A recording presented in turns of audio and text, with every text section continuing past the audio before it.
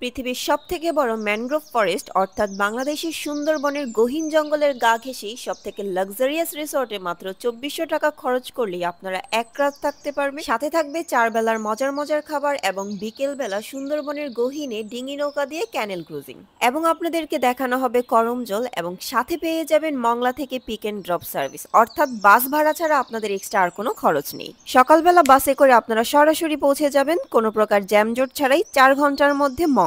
সেখান থেকে রিসোর্ট থেকে আপনাদেরকে বোটে করে নিয়ে যাওয়া হবে রিসোর্টে, সময় লাগবে 1 ঘন্টার মতো।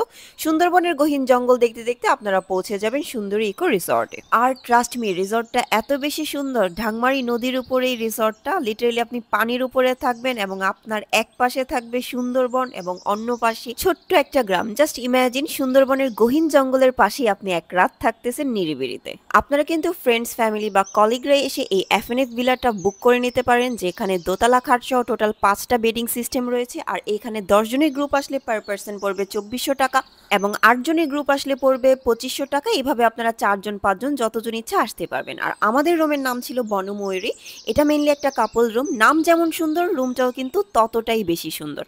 সুন্দরবনের গহীনে এত সুন্দর একটা লাক্সারিয়াস রুম পেয়ে যাবো, এটা আমি আসলে ভাবতেই পারিনি। কি না ছিল এই রুমে, গিজার থেকে শুরু করে স্ট্যান্ড ফ্যান, এসি সবকিছুই ছিল। আমাদের রুমটা ছিল জঙ্গল ভিউ, বাট আপনারা কিন্তু সুন্দরবন এবং ক্যানেল ভিউ রুমও পেয়ে যাবেন। রুমে এত সুন্দর একটা বারান্দা ছিল যে বারান্দাটার আমি প্রেমে পড়ে গেছি। পুরো রিসোর্টটাই ছিল ছন পাতা দিয়ে এবং কাঠ দিয়ে বানানো এবং গোল পাতাতে ভরপুর, যেটা রিসোর্টের সৌন্দর্য একদম বাড়িয়ে দিয়েছে।